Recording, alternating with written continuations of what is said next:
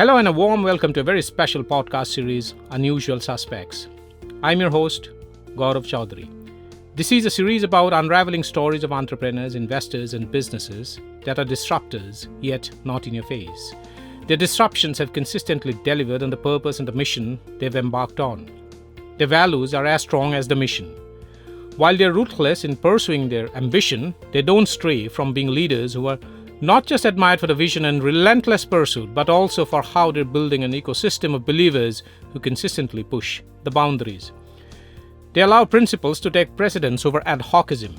For them, profitability is as important as scale, creating and leading new categories and innovations. In each episode, I speak to one such leader, talking to her or him or them about their businesses, lives, inspirations, interests, challenges, pivot moments and turning points, successes, failures, agonies and ecstasies, and of course, little joys. It is as much about their personal life stories as about their entrepreneurial journeys. Unusual Suspects streams on Earshot.in, Spotify.com, Apple Podcasts, Google Podcasts, MoneyControl.com, and a host of other podcast streaming platforms. For this episode, I'm delighted to have Chocko Valliappa, founder and CEO of Vee Technologies. He founded social enterprise Hiremee, a platform that connects young talent from Tier 2 and Tier 3 cities to potential employers. A fourth-generation entrepreneur, Chocko Valliappa's passion for community development led to the founding of Hiremee, an assessment, rapid skilling and job platform for pro bono assessment, rapid skilling services, as also helping find relevant jobs for millions who are joining the queue of hopefuls every year. A graduate from Christ College, Bengaluru, Chocko did his textile technology and management from the South India Textile Research Association Sitra and advanced research in the Czech Republic.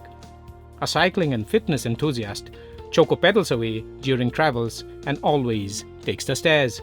Welcome to Unusual Suspects, Chocko.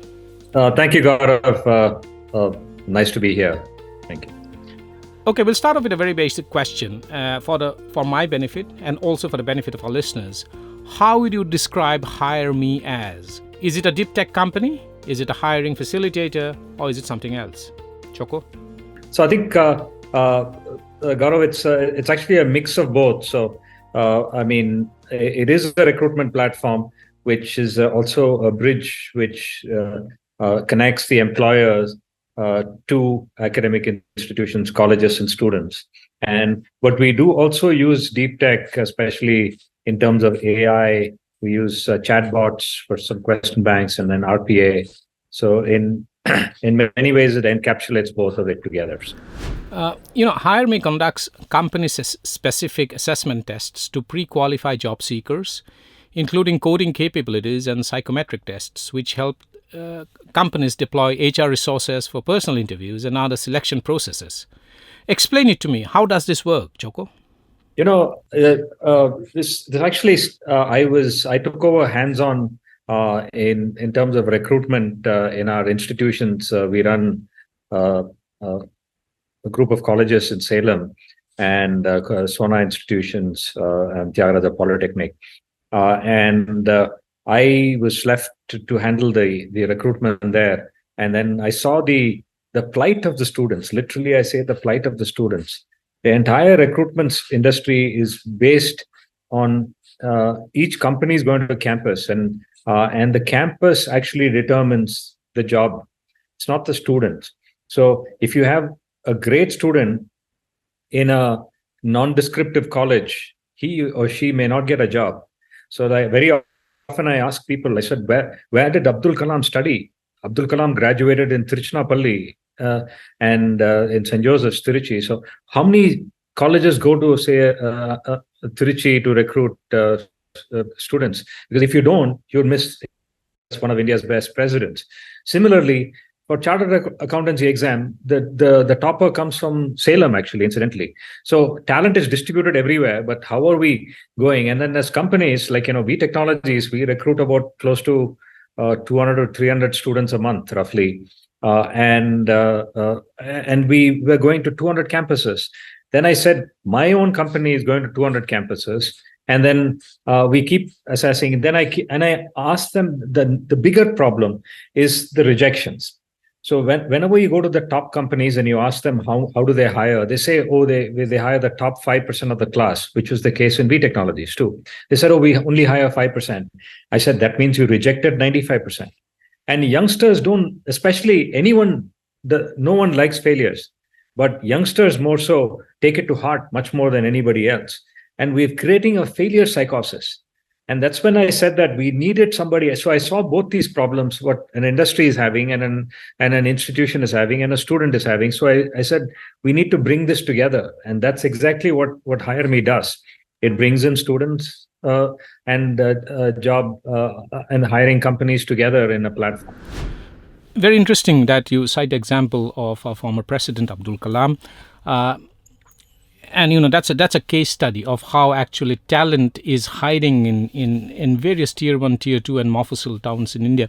But since you are a facilitator platform too, you are essentially matching skills with jobs and matching job seekers with employers. What is the challenge that you see? What is the biggest barrier that you see among students or among job seekers in tier 2 and tier 3 cities compared to those in the metropolises or the so-called better colleges? Chocko?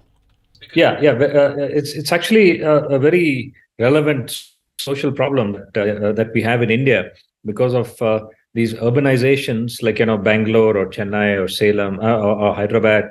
So they're all major tech cities. And if you're in a place like Salem, which is where my institution was, it's 3 hours from Bangalore, 2.5 hours from Coimbatore, 4 hours from Chennai. And what happens is that when a company goes to recruit, they normally recruit in their backyard. So, and they leave talent aside. So that's where we try to bridge. And it actually, I know you said tier 2 and tier 3 cities. So we just did a statistics and we said that 60% of what Hiremee has assessed is from tier 3 and tier 4 cities, which is brilliant. I'll give you an example. There was a company called National Instruments, which came in a couple of years ago and said they want to assess from us. And we said, they gave us the list of 15 colleges. So we said, we'll recruit from these 15 colleges, but can we also go and look at our database and find out the brilliant students there? So we found a student from Gubbi in Tumkur. We found a student from Orissa. So these people would never have come into the mix of National Instruments radar, but for Hiremee. That's right. Just to understand the way you function, the students don't pay anything for this assessment that you carry out. For companies also, a vanilla platform is for free. How do you earn money and what is the business model? See, it's actually the original business model. There was no business model. There was only a mission, and the mission is to provide employment for youth, because India has a problem which people don't realize it as much. We need to generate 12 million jobs a year. Let's break it down. 1 million jobs a month. If you had to generate 1 million jobs a month, it's one job every 1.28 seconds. Between now and now, a job needs to get created. But are we ready for it? We are not. So I said, what can I do as a citizen of India to help India and help the youth who are coming in? Because we are the youngest country in the world and we have a population as big as America, less than 17. So how can we harness this talent and bringing it to the industry? So I said, let me do my part. And when people used to ask me, what's your profit model? I said, it's ROK, it's not ROI, return on karma. It was the whole basis was I'm trying to get a place in heaven. I'm trying to buy a piece of real estate, and I don't know how it is. So I'm trying to earn as much karma as I can. But but reality-wise, like my team came to me and said, "Listen, you're funding us, and you're continuing this thing. But if anything was to happen to you, what happens to us?" So that's how we generated a second model called Hiremee Pro and Hiremee Gold. So what Hiremee Pro does is it basically the companies come in and assess the vanilla assessment, as you called it, the CSR assessment, which is free. And then they have to have one more test, which is a company-specific test. So like, for example, we assess people in 40 different coding languages or something like that, or take a deep down approach for company specific questions. If they are in, say, healthcare, we may have asked them healthcare questions or something. So that was the goal model. Instead of choosing some other assessment company to come, they would choose us, and we're trying to make it self-sustainable. And then we realized that the students were also, many students aspire to go into, say, an Accenture or some company like that. But when you assess them, like, they're not competent to join Accenture or TCS or Cognizant or anybody like that, but their aspiration level is there. So then we said, what is it like, so can we called it Hiremee Gold, and we said that, can we bridge that together? And now we're working with the government of Tamil Nadu, for example, in a mission of theirs called Nan Mudalvan. And we've actually assessed 170,000 people in the same lines. And we're calling it a jobability assessment. So how job ready are they to get a job? So that's some of the stuff that we're now working with. So. Absolutely. But how to leveraging the power of artificial intelligence, analytics, machine learning to not only help workers and find jobs that match their skills, but also help employers to find the right resource at the right price, at the right place, and the right moment. How, to what extent does it help client organization lower their hiring costs? Chocko? Yeah, actually, it's a very good point, Gaurav. So, Flipkart has actually done an assessment, and they've said that they've reduced their time for hire and the price of hire as well. And the major component is Hiremee. So Flipkart is a proud customer. We're proud that Flipkart's been using us for a number of years now, and we're glad that we've helped them in that hiring. So what we do from an AI perspective, we use AI to proctor, first of all, if the assessment is being taken by the right person, matches the photo with the person taking the assessment, and is the person listening or seeing something and writing, or somebody else is we can look at the eyeball movements and those kind of stuff, and then make out if the people are copying or not. And so, which is actually, during COVID, it actually became a huge revenue model for us, because a lot of institutions were relying on Hiremee we called it Hiremee Pro X, and for examinations, and it was using the same AI proctoring to make sure that those people are writing the examinations, and which is another revenue model as well. So that's one from an AI perspective. So then we also use chatbots to do question and answer filtering, question filtering. So we have a question bank, and then we use chatbot to look at some of the questions, modify the questions, and assess. And the another huge thing which the employers like is a filtering mechanism. And so we're able to actually filter through the various.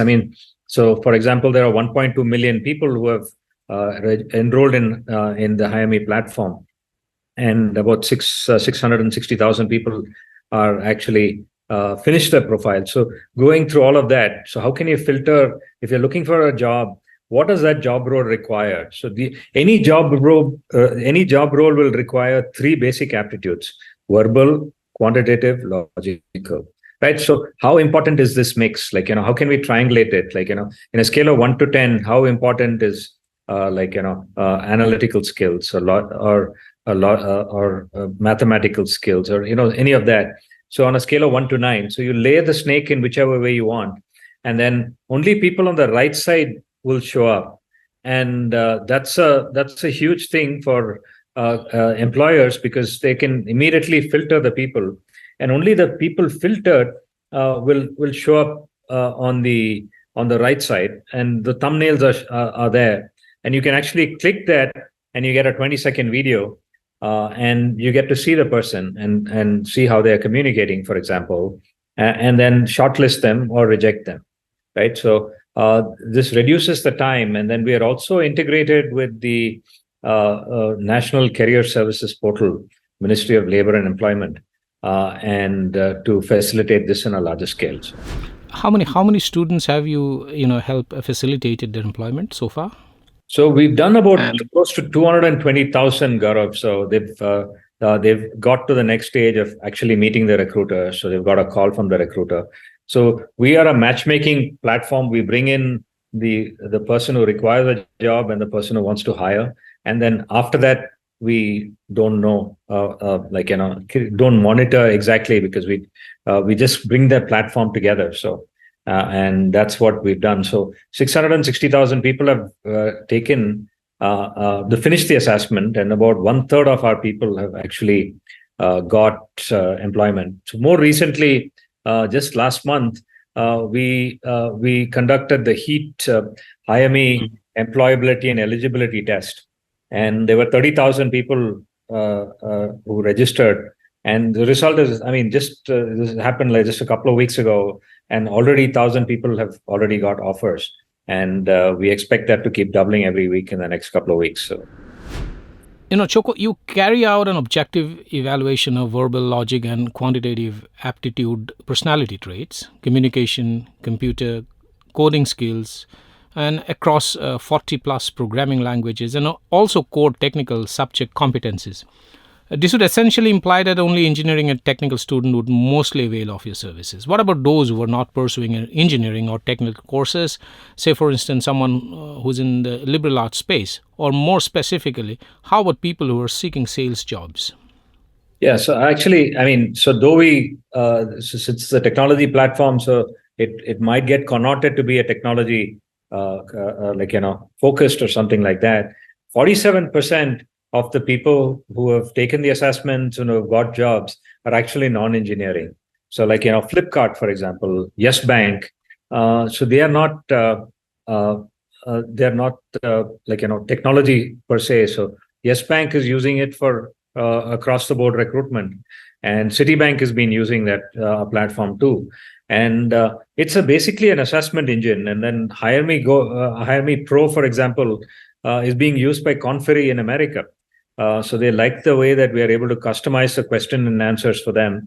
So Conferry actually goes through all the probably Fortune 1000 or Global 1000 companies in the US, and are actually assessing the employees, their own employees, because right now, as you know, that the world is changing super fast. So how do you get ready employees? How do you enable the employees to go to the next level? So find out what skills they have and what skills they don't have, and empower them with what skills they don't have, so that they can get ready for the future. So that's what Conferry is using to get their companies ready for the future, using Hiremee platform, for example. So. You're right. And, what's your assessment about the extent of skill gaps that exist among students graduating from colleges and those that the industry and employers require? Yeah, I mean, it's also the ambition of the students is fairly high, and whereas they're not, when it comes to the actual competencies, there is a gap, and that's why Hiremee Gold came out. And another huge thing is also very often not realized is the psychometric assessment. And Hiremee was one of the leaders in the world in terms of psychometric assessment. So we've done psychometric assessment now for over 5 years. And so much so that I'm not sure if you heard of the X Prize, which is part of the Singularity University and that network. And a lot of people may not know the X Prize, but they will know the first winner of the X Prize, called the Virgin Galactic, which is there. So there's a $5 million X Prize on rapid reskilling. How do you skill a person out of a job and skill them in half the time that it normally takes, and get them a 20% increase in salaries from their previous salary? And this was a $5 million competition. And we put our hat in. It's an American competition. We said, let's try entering this race.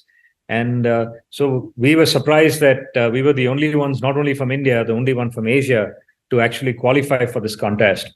And we ran the race in the 10 for the semifinal round, and we actually were the winners. We outlapped everybody else in the semifinal round.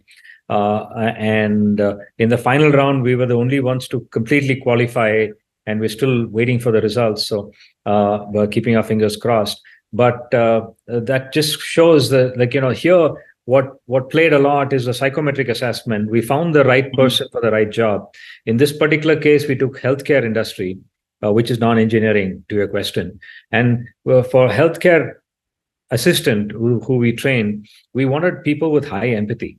Because if you don't have high empathy, you might be a great student and you may ace the class, but if you don't have empathy, you won't be in the job. Like, you won't enjoy the job.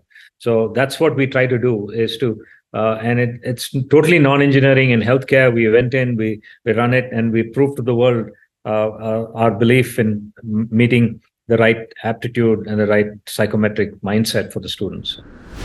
You also carry out objective evaluation on behalf of colleges and universities, in the sense that you also help colleges and universities across India conduct midterm and semester examinations for students using an AI-based secure platform. How does it work for the colleges?